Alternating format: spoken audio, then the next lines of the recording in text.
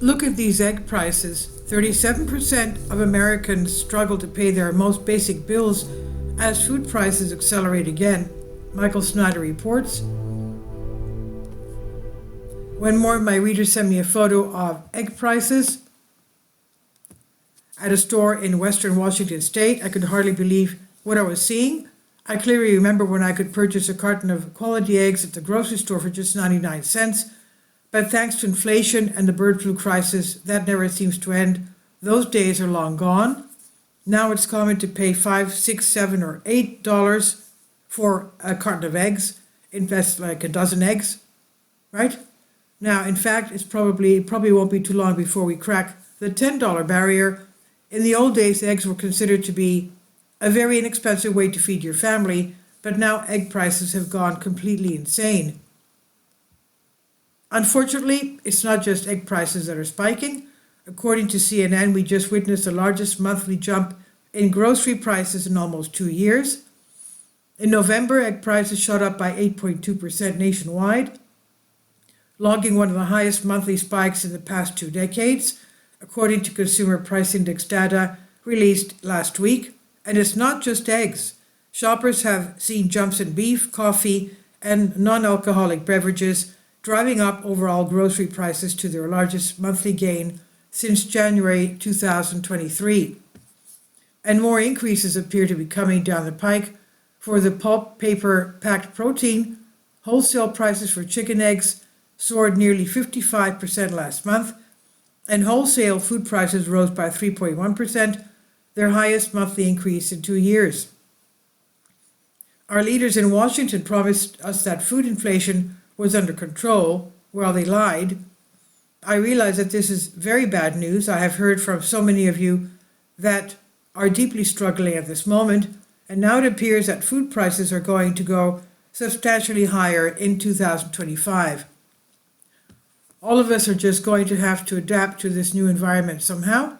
If you're barely scraping from month to month, I want you to understand that you are definitely not alone.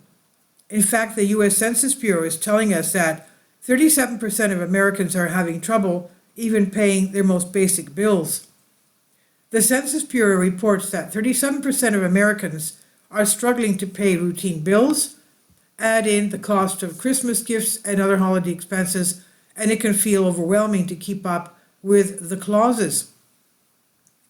The National Retail Federation predicts an increase in holiday spending this year, but the rise is more indicative of the higher cost of goods than anything else.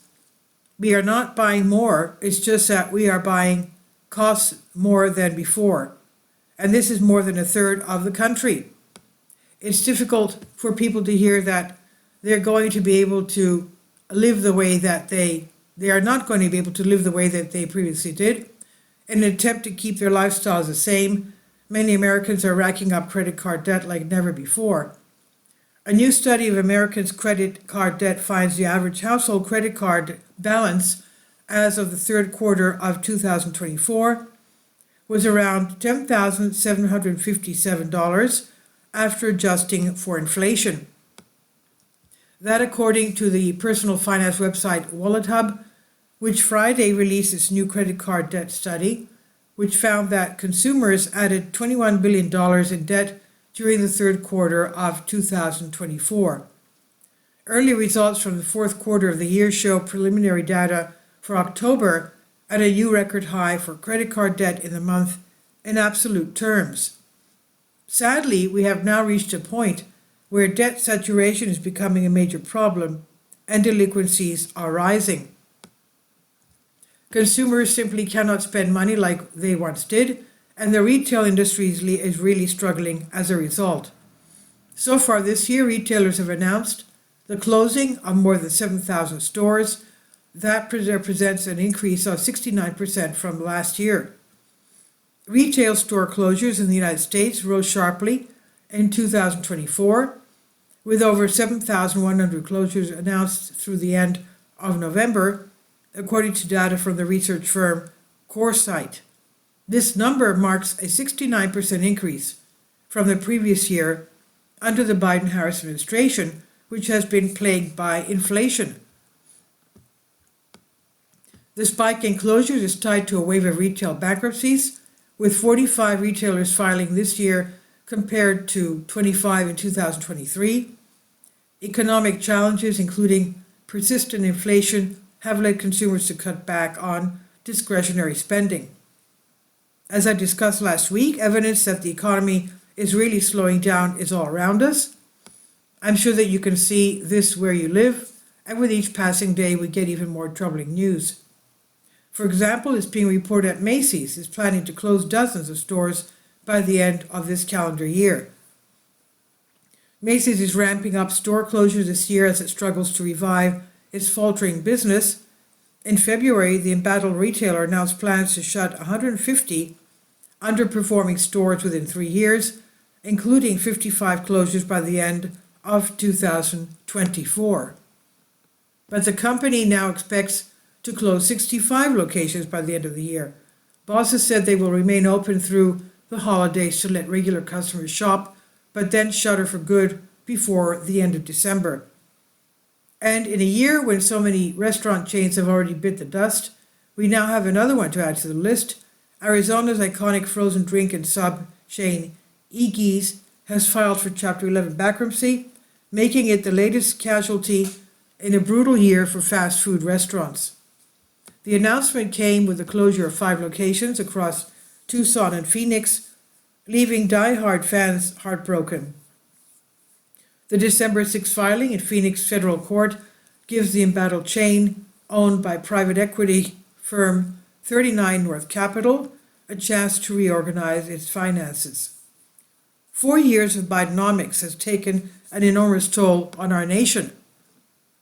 We've built up tremendous amount of economic momentum in the wrong direction, and the very foolish policies of our leaders are taking us exactly where I warned they would take us. Many are hoping that things can be turned around when the new administration takes over, but considering how rapidly conditions are deteriorating, both here and around the world, it would literally be a major miracle to pull us out of this mess before a horrifying global crisis erupts. So let's hope for the best, but let's also continue to prepare for the worst. And this is by Michael Snyder on the Economic Collapse blog. Please leave your comments, and thank you for your support.